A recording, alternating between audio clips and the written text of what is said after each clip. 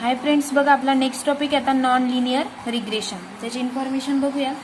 For a given data r equal to 0, it does not mean that there is a no correlation but there is a possibilities of non-linear regression. We shall study some of the non-linear regression curves. त्याच्यातलं first आहे बघा, fitting of a second degree regression curve. Let a sample of n pairs of bivariate data be xi and yi on the variables x and y. दोन variables दिलेले त्याचे x आणि y is independent and x is the independent variable. Let us consider a second degree equation. बघा आपल्याला मग second degree fitting of second degree regression curve बघतोय, तर त्याचं आपल्याला सेकंड डिग्रीचं इक्वेशन दिलंय y equal to a plus y is equal to a plus bx plus cx square. बघा त्याला तुम्ही आपण इक्वेशन फर्स्ट देऊ शकता किंवा आता इथं रेग्युलरली म्हणजे बुक प्रमाणे 3.9 दिलंय, तर आपण याला इक्वेशन फर्स्ट देऊया. नेक्स्ट आहे बघा म्हणजेच here a b c are constant and we find the values of a b and c using method of least square.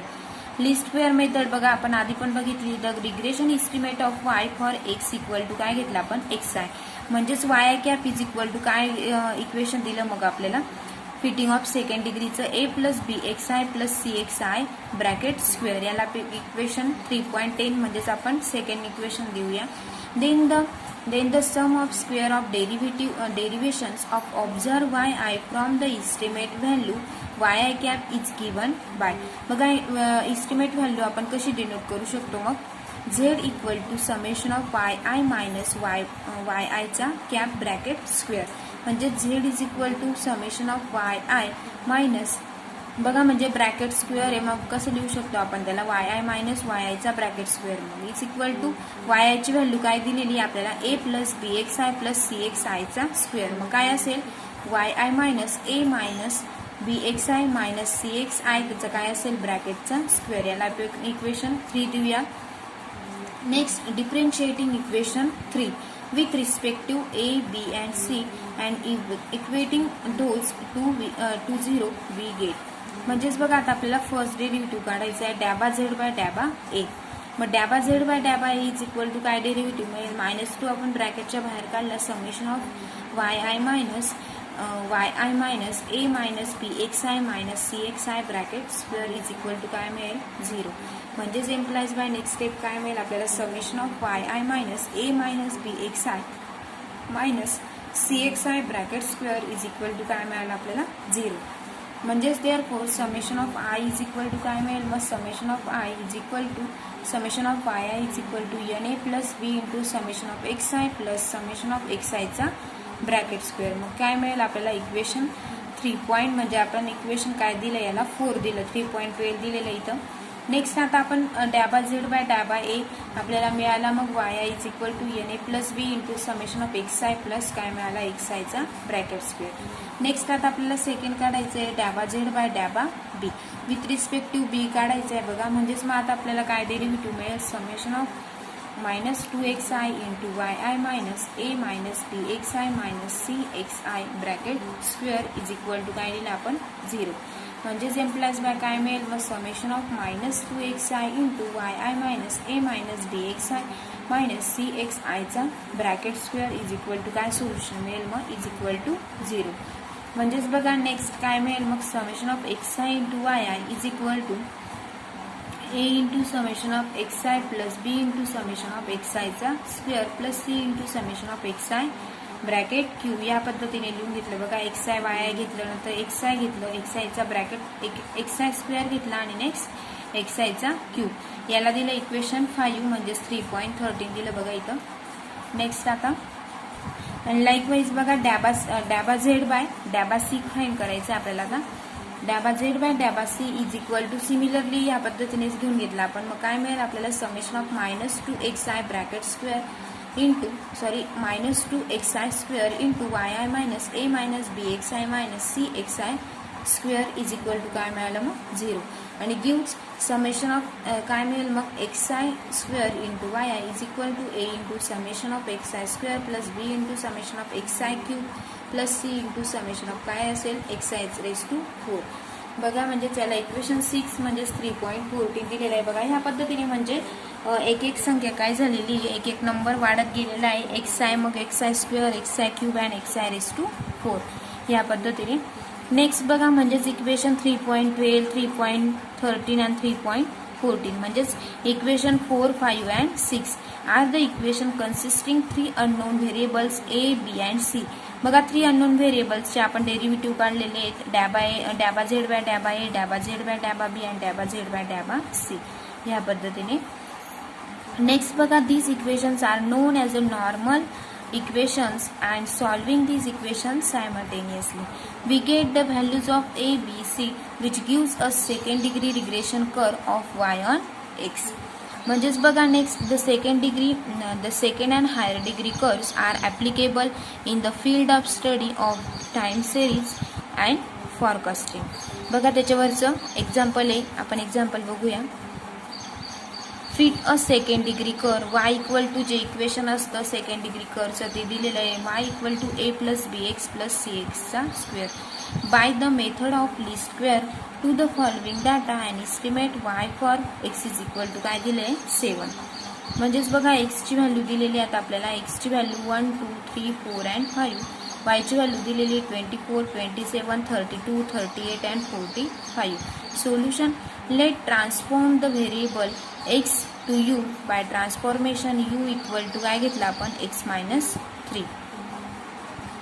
x to u and u is equal to x minus 3 घेतलं बघा. म्हणजेच next table fitting of second degree. आता आपल्याला याच्यामध्ये काय लागणार आहे बघा, x लागणार आहे. एक्स लिहून घेतला आपल्याला क्वेश्चनमध्ये दिल्याप्रमाणे 1, 2, 3, 4, 5 अँड त्याची टोटल करायची बघा म्हणजे या बाकीच्या नंबर्सची. नेक्स्ट आता वाय पण आपल्याला क्वेश्चनमध्ये दिलेला होता 24, 27, 32, 38, 45 याची आपण टोटल जर केली तर किती मिळते ती 166 म्हणजेच किती मिळेल काय मिळेल ते summation of y. Next u equal to काय सांगितलं आपल्याला, u equal to x minus 3 घ्यायचा म्हणजे 1 मायनस 3 इक्वल टू मायनस 2. एक्सची व्हॅल्यू 2 टाकली. 2 minus 3 is equal to minus 1. 3 minus 3 0. 3 minus 4 minus 3 1. 5 minus 3 2 या पद्धतीने याची टोटल केली तर minus 3 and plus 3 is equal to 0 म्हणजे summation of u equal to काय मिळाला आपल्याला 0. नेक्स्ट आता यू स्क्वेअर म्हणजे हा दिलेला आहे बघा. 2 स्क्वेअर करताना पॉझिटिव्ह नंबर होऊन जातो बघा. 2 square equal to 4, 1 square 1, 0 square 0, 1 square 1, 2 square 4 and total किती मिळाली 4, 5 प्लस 1 5 अँड 5 10 म्हणजे समेशन ऑफ यू स्क्वेअर किती मिळाला आपल्याला 10 मिळाला. नेक्स्ट यू क्यूब बघा आपला नेक्स्ट कॉलम आहे आता u cube is equal to बघा u cube is equal to y. U दिलेला आहे आपल्याला यूचा क्यूब करायचा आहे. -2 cube is equal to -8, -1 cube is equal to -1, 0 cube is equal to 0, 1 cube is equal to 1, 2 cube is equal to 8 and 0 cube 0 म्हणजेच is equal to आपल्याला summation of काय दिसते ही u cube. Summation of u cube पण आपल्याला काय मिळाली मग 0. नेक्स्ट आपल्याला बघायचं आहे u raise to 4. 2 raise to 4 is equal to 16, 1 raise to 4 is equal to 1, 0 raise to 4 is equal to 0, 1 raise to 4 is equal to 1, 2 raise to 4 16 म्हणजेच त्याची पण आपल्याला समेशन म्हणजेच टोटल मिळाली बघा 34 म्हणजे summation of u raise to 4. Next बघायचं आपल्याला u into y. U into y म्हणजेच 2 into 24 minus 2 into 24 is equal to minus 48. 27 into minus 1 is equal to minus 27. 32 0 जा 0. 38 into 1 38. 45 2 जा 90 त्याची पण आपण टोटल केली बघा किती मिळाली ती 53 म्हणजे summation of you into Y. Next आपल्याला बघायचं आहे you square Y. You square into बघा यू स्क्वेअर हा कॉलम बघायचा आहे यू स्क्वेअर इंटू वाय. 24 4 जा 96. 27 into 1 27. 32 into 0 0. 38 into 1 38. 44 45 into 4 is equal to 118 म्हणजेच बघा त्याची टोटल मिळेल आपल्याला 341 म्हणजेच ते काय मिळालं आपल्याला summation of u square Y. बघा या पद्धतीने आपण हा fitting of second degree curve बघितला. त्याच्यात आपल्याला जे कॉलम बघायचे होते एक्स वाय आपल्याला क्वेश्चन मध्येच दिलेला होता. यू घेतला आपण यूचं काय घेतलं एक्स मायनस 3 म्हणजेच एक्स मधून काय केलं 1 - 3 केलं आपण म्हणजेच एक्स मधून आपण -3 केला. नेक्स्ट आपण यूच्या मदतीने यू स्क्वेअर फाइंड केला, u cube, u raise to 4. Next आपण यू इंटू वाय काढला आणि नेक्स्ट यू स्क्वेअर वाय. या पद्धतीने आपण हा टेबल बघितला. म्हणजे नेक्स्ट बघा, the equation y equal to काय मिळेल, मग a plus b x plus c x square express in terms of u will be y equal to a dash plus b dash u plus c dash u square. हा आपल्याला formula मिळेल बघा. ह्या फॉर्म्युल्यानुसार a plus b x plus c x square हा formula आपल्याकडे. The normal equation for getting a dash b dash and c dash म्हणजेच is equal to काय मिळेल बघा, n a dash plus b dash into summation of u plus c dash into summation of u square is equal to काय मिळेल आपल्याला summation of y. म्हणजेच बघा next a dash into summation of u plus b dash into summation of u square plus c dash into म्हणजेच बघा plus c dash into summation of u cube is equal to काय मिळेल मग आपल्याला summation of Y. बघा या टेबलच्या मदतीने आपण हे फॉर्म्युले लिहिलेले आहेत की यू ची व्हॅल्यू यू स्क्वेअर आणि यू क्यूब ची व्हॅल्यू कशाची बरोबरीला आहे यू इंटू वाय. या पद्धतीनेच आपल्याला n into a dash plus b dash plus u summation of u plus c dash into summation of u square ही कशाच्या याच्याने येते समेशन ऑफ यू. म्हणजेच नेक्स्ट बघा a dash summation of u square plus b dash summation of u cube. बघा एक एक value काय आहे वाढते बघा. इथं फक्त यू क्यूब पर्यंत होतं, इथं यू रेस टू 4. म्हणजेच a dash into summation of u square plus b dash into summation of u cube plus c dash into summation of u raise to 4 is equal to काय मिळेल मग summation of u square into y. म्हणजेच बघा put the values of 10 in table. टेबलच्या साहाय्याने आपण काय केलं त्या व्हॅल्यू पुट करून दिल्या. फर्स्ट याच्यामध्ये एन ची व्हॅल्यू किती आहे 5 into a dash plus b ची व्हॅल्यू किती होती 10 into c dash is equal to किती मिळालं आपल्याला 166. नेक्स्ट बघा इथे किती मिळाली 10 इंटू बी डॅश. बी डॅशची व्हॅल्यू आपल्याला फक्त यू ची मिळालेली आहे 10 into mu dash is equal to किती मिळाला 53.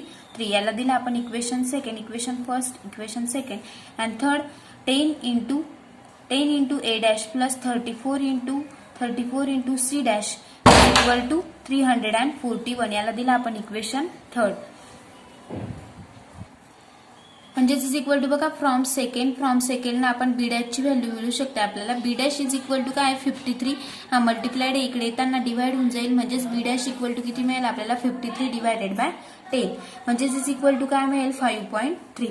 सॉल्विंग इक्वेशन 1 and 3 आणि जर आपण इक्वेशन 1 आणि 3 सॉल्व्ह जर केलं बघा आपण इक्वेशन 1 and 3 जर सॉल्व्ह केलं तर वी गेट ए डॅशची व्हॅल्यू काय मिळेल आपल्याला A dash is equal to 31.9143 and C dash equal to काय मिळेल बघा 0.64 209 म्हणजे 29. या पद्धतीने then the equation becomes y is equal to काय मिळेल बघा y इज इक्वल टू काय असतं हे इक्वेशन दिलेलं होतं आपल्याला. y इज इक्वल टू काय असतं a plus b x plus C एक्सचा स्क्वेअर. म्हणजेच y is equal to y ची व्हॅल्यू काय मिळेल आपल्याला y is equal to a डॅशची व्हॅल्यू काय 31.9143 प्लस 5.3 म्हणजेच बी डॅशची value 5.3 into u plus c dash is equal to 0.6429 u चा क्यूब. याला दिला आपण इक्वेशन फोर्थ. म्हणजेच put u equal to x minus 3 in equation 4. आपल्याला इक्वेशन 4 मध्ये काय पुट करायची यू ची व्हॅल्यू पुट करायची बघा. वाय इक्वल टू हे इक्वेशन आपल्याला 4 दिलेलं आहे. वाय ची व्हॅल्यू आपण Y is equal to 31.9143 plus 5.3 U ची व्हॅल्यू पुट केली आपण X minus 3 plus 0.6429 U square is equal to x minus 3 चा स्क्वेअर. म्हणजेच इज इक्वल टू बघा जरी आपण मल्टिप्लिकेशन सॉल्व्ह केलं तर आपल्याला सोल्युशन मिळणार आहे. एक्स आपण ऍज इट इज राहू दिला कारण आपल्याला एक्स ची व्हॅल्यू माहित नाहीये.